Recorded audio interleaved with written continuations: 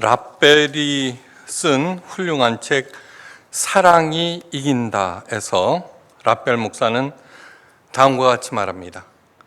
복음이라고 하는 것은 우리가 해석하는 우리의 이야기에 하나님께서 해석하시는 우리의 이야기를 들이댄다. 어려운 말 같지만 이런 것입니다. 아버지의 재산을 다 탕진하고 집으로 돌아온 둘째 아들, 아버지께 말합니다. 아버지의 일컬음을 감당치 못하리라. 나를 품꾼의 하나로 보소서. 이것은 우리가 해석하는 우리의 이야기입니다. 지금 나는 아무것도 없고 잘못을 크게 범한 나쁜 사람이므로 감히 아버지의 아들이라고 말할 수 없습니다. 그러니까 나를 그냥 품꾼의 하나로 삼아주세요. 그러자 아버지가 말합니다. 내 아들은 죽었다가 다시 살아났으며 잃었다가 다시 얻었느니라. 이제 크게 잔치를 베풀자. 그러면서 그 아들에게 좋은 옷을 입히고 반지까지 끼워줍니다. 이것은 하나님께서 해석하시는 우리의 이야기입니다. 여러분들은 어떤 이야기를 받아들이시겠습니까? 사도 바울이 이런 말을 합니다. 우리는 그리스도 안에서 그의 은혜의 풍성함을 따라 그의 피로 말미암아 속량 곧 죄사함을 받았느니라. 이는 그가 모든 지혜와 총명을 우리에게 넘치게 하사 우리가 그리스도 안에서 전부터 바라던 그의 영광의 찬송이 되게 하려 함이라. 영광의 찬송이 되게 하려 함이라. 제임이나 힐다처럼 저 밑바닥에 내려갔을지라도 하나님께서는 끝내 그를 영광의 찬송이 되게 하시겠다는 약속의 말씀입니다. 에베소서 1장에는 우리를 하나님의 영광의 찬송이 되게 하신다는 이 가슴 뛰는 말씀이 무려 3번이나 반복되고 있습니다. 3번을 반복하신 이유는 반드시 그렇게 하시겠다는 약속입니다. 에베소서 1장 6절 우리에게 거저 주시는 바 그의 은혜의 영광을 찬송하게 하려는 것이다. 우리를 영광의 찬송이 되게 하려는 이유는 무엇이냐면 우리의 삶 자체가 하나님의 그 큰 은혜를 드러내는 존재로 만드시겠다는 것입니다. 그 누구도 건질 수 없는 깊은 수렁에 빠진 에이미와 힐다를 그래서 구원하셨습니다. 누구의 잘못이나 그런 것도 따지지 않으셨습니다. 이 일을 누가 주도하시는가? 바로 성령 하나님이십니다. 그분께서 에이미 자신의 그 상한 모습을 보게 하셨으며 영혼 깊은 곳에서 부르시면서 이름 모를 많은 운전수를 보내주시고 마침내 교회의 발걸음을 옮기게 하셨습니다. 힐다의 그 간절한 목숨 건 기도에 응답하셔서 환상을 보게 하시고 제단 대표를 보내셔서 마침내 그를 하나님 은혜의 영광을 찬송하게 하셨습니다. 여기서 끝나지 않습니다. 그의 영광의 찬송이 되게 하려 하심이라. 에베소서 1장 12절의 마지막으로 또 말씀하십니다. 영광의 찬송을 부르게 하실 뿐만 아니라 수렁에서 건져 씻으시고 훈련시켜서 가장 아름다운 존재가 되게 하십니다. 그리하여 그를 만나고 보고 듣는 이들로 하여금 하나님의 기쁨과 영광에 그들도 함께 동참하게 하십니다. 사도 바울이 말합니다. 그 안에서 너희도 진리의 말씀 곧 너희 구원의 복음을 듣고 그 안에서 또한 믿어 약속의 성령으로 인치심을 받았느니라. 성령의 인치심을 받았다. 이것이 무엇이냐 하면은 어떤 처지의 사람이라도 나는 반드시 영광의 찬송으로 만드시겠다는 성령의 도장을 찍어 주셨다는 그런 뜻입니다. 하나님께서 친필 사인을 직접 해 주셨다는 것입니다. 인치심이 그런 뜻입니다. 너무나 중요한 사항이 있습니다. 세상에서는 갑과 을 중에 을이 담보를 잡히고 다른 사람을 보증으로 내세웁니다. 갑에게. 자기가 반드시 돈을 빌리면은 이 돈을 어떻게 해서라도 갚겠습니다라고 을이 사인을 합니다. 그런데 하나님의 세계에서는 갑 중에 갑이신 우리 하나님께서 담보를 잡혀 주시고 스스로 보증으로 내세우신다는 것입니다. 우리에게는 아무것도 요구하지 않으십니다. 본토 친척 아비집을 떠나 이방 땅을 떠돌던 아브라함에게 어느 날 하나님께서 나타나셨습니다. 아브라함을 데리고 밖으로 나가서는 하늘을 우러러 무뼈를 셀 수 있나 보라. 내 자손이 이와 같으리라고 말씀하셨습니다. 아직 이삭이 태어나기 전입니다. 75세 때 하셨던 약속은 20년째 지연되는 중입니다. 지금 아브라함의 나이는 95세입니다.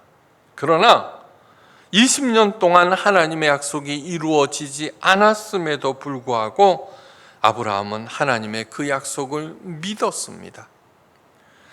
아브라함이 여호와를 믿으니 이를 그의 의로 여기시고 나는 이 땅을 내게 주어 소유를 삼게 하려고 너를 갈대아 우르에서 이끌어낸 여호와니라고 말씀하셨습니다. 창세기 15장 7절 말씀입니다. 그렇게 말씀하시고는 이상한 명령을 하나 내리십니다. 그 명령은 무엇이냐 하면은 3년 된 암소와 3년 된 암염소와 3년 된 순양과 산비둘기와 집비둘기 새끼를 가져올지니라. 그리고 그 동물을 반으로 쪼개어서 나란히 이렇게 정렬시켜 놓으라고 하셨습니다. 캄캄한 밤이 되었습니다. 그때 놀라운 광경이 벌어집니다. 하늘에서 불덩이가 내려와서 그 동물들을 정렬시킨 그 중간을 관통하였습니다. 이것이 그 유명한 횃불 언약입니다. 이 언약의 의미는 무엇이냐 하면은 계약 당사자들이 이 계약의 내용을 지키지 아니하면은 이 동물들처럼 반으로 쪼개져서 죽임을 당한다는 그러한 의미입니다. 즉 속절없이 늙어가던 아브라함, 95세나 된 아브라함을 열국의 아비로 세우고 이 가나안 땅을 기업으로 주시지 아니하면은 하나님 자신이 반으로 쪼개지시겠다는 것입니다. 바로 이것이 하나님의 도장 찍음 인치심입니다. 사도 바울이 말합니다. 우리가 예정을 입어 그 안에서 기업이 되었으니, 예정을 입다라고 하는 것은 우리들이 알기 전 하나님께서 그렇게 정해 놓으셨다는 것입니다. 기업이 된다는 것은 아무것도 없고 모든 것을 잃은 우리 누구도 하나님의 영광의 찬송이 된다는 뜻입니다. 하나님의 것이 곧 나의 것이 되게 하시겠다는 것입니다. 아브라함에게 하신 약속과 성경에 기록되어 있는 모든 약속들은 곧 우리 모든 하나님의 자녀들에게 하신 약속임을 절대 잊어서는 안 됩니다. 특정인들에게 하신 약속이 아니라 하나님의 자녀라고 믿고 있는 우리 모두에게 하신 약속입니다. 그런데 나는 하나님의 기업을 받았습니까? 아니요. 그 약속은 내게 이루어지지 않았습니다. 자, 그 약속이 이루어지지 않은 이유가 무엇일까요? 누구에게 있을까요? 하나님께 있을까요? 아니면 나에게 있을까요? 예. 바로 나에게, 인간 모두의 잘못, 내 잘못 때문에 그 계약이 이루어지지 않은 것입니다. 우리가 해석하는 우리의 이야기를 계속 주장하면서 하나님께서 하신 우리들의 이야기를 거부했기 때문입니다. 그딴 게 어딨어? 예. 지금 하는 모든 이야기들은 하나님께서 하신 우리들의 이야기를 들려주는 것입니다. 하나님이 아니라 내 자신의 잘못, 그것을 받아들이지 않음으로써 우리들은 하나님의 기업이 되지 못했고 하나님의 영광의 찬송에 이르지 못한 것입니다. 예. 그럼에도 하나님께서 육신을 입고 이 땅에 오셔서 십자가에 달려 몸을 찢으셨습니다. 횃불 언약을 이행하신 것입니다. 횃불 언약. 예. 그렇게 우리의 죄값을 대신 치러 주셨습니다. 예. 모든 죄짐이 벗겨졌습니다. 지금 이때가 중요한 이유는 무엇이냐 하면은 이제 다시 그동안에 하나님의 이야기를 거부한 그 모든 잘못을 내가 치렀으니까, 내가 죄값을 치렀으니까 이제부터는 다시 하나님의 이야기를 받아들이거라. 그리고 이번에는 또다시 성령을 보내주셨습니다. 그 모든 것을 이루게 하시는 보증으로 성령 하나님께서 이 땅에 오셨고 우리의 중심에 자리를 잡으시려고 몸부림치고 계십니다. 성령은 곧 하나님 자신입니다. 구약 시대보다도 훨씬 더 생생히 긴밀히 스스로 보증이 되셔서 내 안에서 역사하시고 반드시 우리를 하나님의 영광의 찬송 그리고 하나님의 기업이 되게 하시겠다는 것입니다. 우리 모두가 저마다의 이야기를 가지고 있습니다. 듣기에도 가슴이 먹먹한 아픈 이야기, 슬픈 이야기, 때로는 기쁜 이야기, 찐한 이야기, 성공한 이야기, 참담한 실패의 이야기 등등. 그런데 이 모든 이야기들은 그냥 머물러 있는 것이 아닙니다. 때로는 깊은 상처를 남기기도 하고 때로는 새로운 깨달음을 주기도 하고 때로는 잊지 못할 감동을 남기기도 하고 여전히 아직도 뭐가 뭔지 모를 깊은 여운도 남깁니다. 그런데 잊지 말아야 할 중요한 사항이 하나 있습니다. 그것은 모든 이야기들은 어떤 큰 이야기와 연결되어 있다는 것입니다. 우리들은 사랑하는 사람이나 사랑하는 것을 잃고 그때는 너무너무 슬퍼합니다. 연인이나 아내나 남편, 자녀들과 친구들 또는 돈이나 건강 등 사랑하는 사람이나 사랑하는 것들은 나의 전부이거나 때로는 일부이기 때문입니다. 그것을 잃고 그때는 슬픔이 다가오고 때로는 분노가 치밀어 오릅니다. 왜 그럴까요? 사랑한다는 것은 무엇이냐 하면은 상대방의 이야기 속에서 살겠다는 뜻입니다.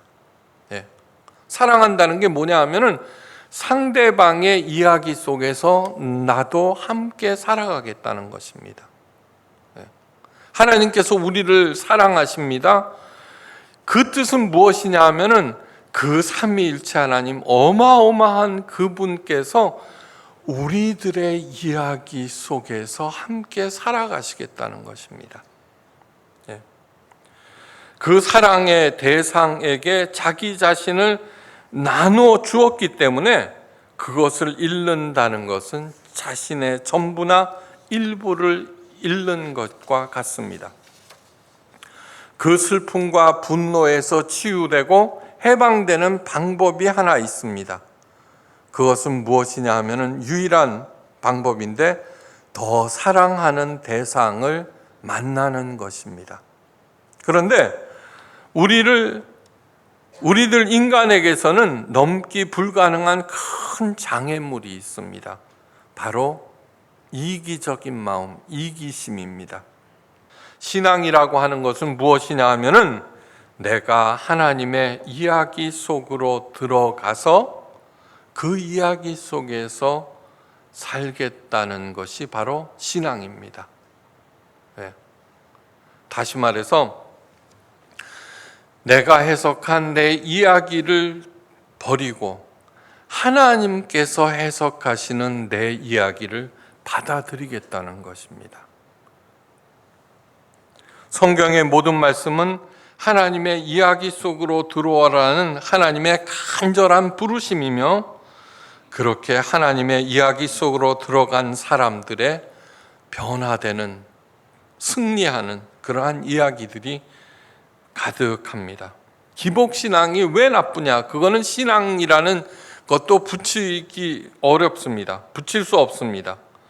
기복신앙이라고 하는 것은 내가 하나님의 이야기 속으로 들어가지 아니하고 하나님을 내 이야기 속으로 끌어들여서 조종하고 이용하려는 어이없는 헛된 몸부림입니다.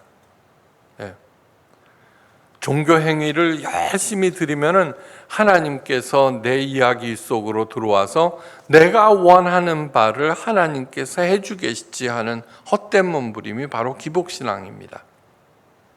성령님은 우리들의 심령을 움직여서 내가 하나님의 이야기 속으로 들어가게 하시는 하나님의 영, 생명의 영, 진리의 영.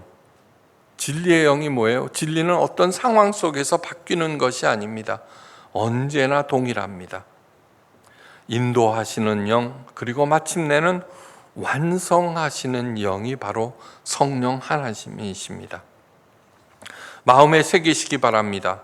나의 어떤 얘기도 하나님의 큰 이야기와 연결되어 있다는 사실을, 성령의 인도하심을 받을 때 반드시 접속된다는 사실을 마음에 새기고 기억하시기 바랍니다.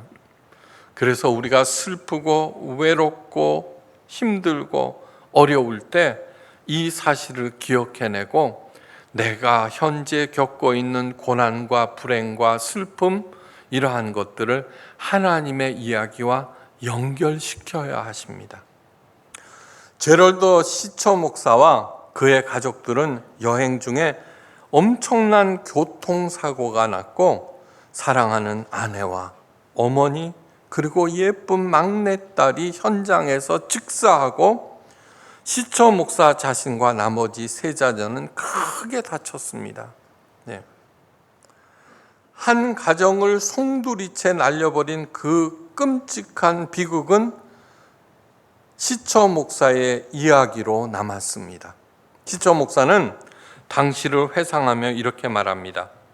사고 후 세월이 흐르면서 깨달은 것이 있습니다. 하나님께서 이 비극을 통해서 하시는 일이 비극 자체보다도 훨씬 더 크며 그 비극도 하나님 구속 이야기의 일부였다는 것입니다. 제가 늘 말씀드립니다. 나에게 일어나는 그 어떤 일도 하나님의 처사로 겸허히 받아들이자. 겸허히 받아. 상황 탓, 저 사람 탓이 아니라 하나님께서 그렇게 하신 것이다. C.S. 루이스가 말합니다. 고난은 하나님을 부르는 가장 큰 확성기라고. 같은 이야기들입니다. 이 비극을 통해서 하시는 일이 비극 자체보다도 더 크며 그 비극도 하나님 구속의 이야기의 일부였다는 것을 깨달았습니다. 네. 왜 이런 일이 내게 일어났는지 그 당시에는 모릅니다. 그저 아플 뿐이고 슬플 뿐이고 생각조차도 할 수 없을 뿐입니다. 그러나 절대로 잊어서는 안 되는 것은 내 이야기의 의미를 찾아줄 더 큰 이야기가 있다는 사실입니다. 어떻게 자신의 비극이 하나님 이야기와 연결되는지 시처 목사가 다음과 같이 말합니다. 앰뷸런스 안에서 슬픔과 혼란과 두려움의 침묵만이 흘렀습니다. 그런데 얼마나 지났을까? 그 침묵 속에서 익숙한 메아리가 아련하게 들려오기 시작했습니다. 멀리서 울리는 천둥 소리처럼 희미하지만 명료한 소리였습니다. 그 소리는 바로 성경 말씀의 소리였습니다. 그 소리를 듣고 나는 우리 가정을 이 참국으로 규정해서는 안 된다는 결심을 하였습니다. 네. 왜 내게 이런 일이 일어났는가? 내가 뭐를 잘못했는가? 네. 그래서 내 삶은 엉망진창이다. 그 비극, 그 고난으로 내 삶을 규정하기 때문에 그런 생각을 하는 것입니다. 그런데 시처 목사는 이 비극으로 우리의 가정을 규정하지 않겠다라고 결단한 것입니다. 그 시처 목사님은 성경 말씀에 집중하며 비극을 차근차근하게 극복해 나갔습니다. 그 참담하기 짝이 없는 비극을 하나님 이야기로 바꾸기 시작한 것입니다. 왜 그런 비극이 생겼는지 여전히 모릅니다. 그러나 그 전보다 훨씬 더 굳건한 믿음이 생겼고 하나님에 대한 이해는 더욱더욱 깊어졌고 날이 갈수록 하나님에 대한 감사는 더욱더욱 커져갔고 천국에 대한 소망은 더욱더욱 뚜렷해졌습니다. 더불어 가정, 학교, 목회, 출판 등 하는 일도 다 차곡차곡 형통하게 풀려나가기 시작했습니다. 그가 모든 지혜와 총명을 우리에게 넘치게 하사 그 참담한 비극으로 자신의 가정을 규정하지 않겠다고 결심한 순간 성령의 지혜와 총명이 시처 목사님에게 넘치기 시작했다는 것입니다. 마침내 그 뜻의 비밀을 우리에게 알리신 것이다는 그 말씀이 온전하게 이루어진 것입니다. 나에게 일어나는 그 고난, 슬픔, 그것은 저 사람 탓, 상황 탓, 사탄 탓 이렇게 돌리는 한 이러한 일들이 절대로 일어나지 않습니다. 그 어떤 일이든 하나님의 처사로 겸손히 받으면서 하나님의 부름에 귀를 기울이고 자신을 되돌아볼 때만 이러한 일들이 일어납니다. 내가 당한 실패와 비극이 아무리 참담할지라도 그것은 따로 떨어진 이야기가 절대로 아닙니다. 더 큰 이야기, 하나님의 구속의 이야기와 연결되어 있습니다. 그 사실을 알 때 하나님의 도우심이 도처에 널려 있고 나를 돕는 많은 사람들이 눈에 보이기 시작합니다. 그리고 하나님의 기적이 주변에서 일어나기 시작합니다. 그리하여 내 입에서는 하나님의 영광의 찬송이 마침내 흘러나오고 그리고 나는 영광의 찬송, 하나님의 영광의 찬송 자체가 됩니다. 그때 그 사람을 하나님의 포이에마라고 부릅니다. 이 아름답고 위대한 성령님의 사역을 누리고 주변에 베푸시기를 주의 이름으로 간절히 축원합니다.